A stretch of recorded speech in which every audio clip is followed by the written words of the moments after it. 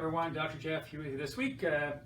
Co-hosting Colin, as you can see, is not with me tonight. He's not feeling so well, so I'm on my own tonight. So, man, it's a hot day. I think the humidity factor is like 41 or 42 degrees. So I thought tonight we talked a little bit about humidex and what that is and what that means.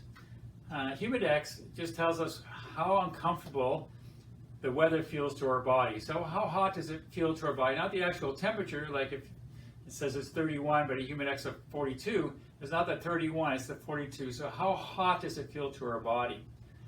And this has a lot to do with humidity. Humidity is how much water is in the air at this time. And warm air can hold more water than cold air can. In the wintertime, things are very dry.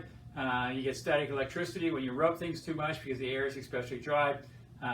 Your throat gets very sore if you breathe really cold air because the air is so dry. In the summertime, you get these warm, moist Gulf systems coming up from the Gulf, laden with lots of moisture in them, very, very warm.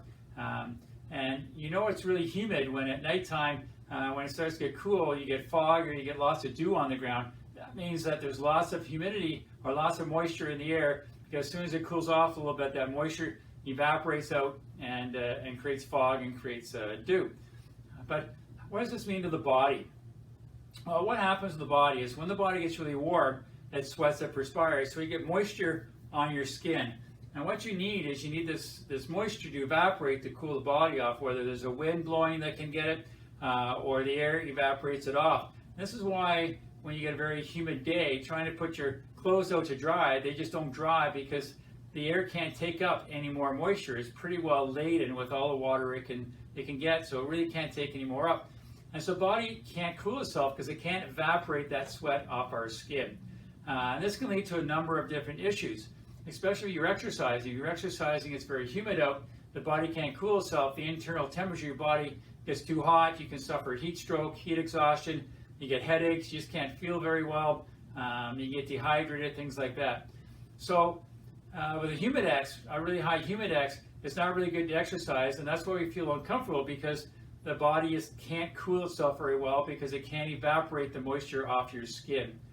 Back in the mid-60s, Canada came up with its own kind of humidex factor. It kind of uses the amount of water vapor, that means how moist the air is, what the actual temperature is, if there's a wind, and a bunch of variables that come up with a humidex factor. So they kind of add that onto the temperatures out there. So today it might be 31 or 32 degrees, but when they put the humidex factor onto it, it comes out to be about 42. So really, the humidex factor kind of tells us how does it actually feel to our body, how hot does it actually feel to our body, not the actual temperature. So the body can't sweat, can't cool itself off very well. So that's what humidex factor is. If you have any questions about anything we talked about this week, you can always email me at jgoldsworthy@goalswithus.com, or you can talk to me through Facebook or Twitter or anything like that. Again, if you really like our video, share with your friends, give us a big thumbs up. And here at Goldsworthy Chiropractic Wellness, we've always got you back.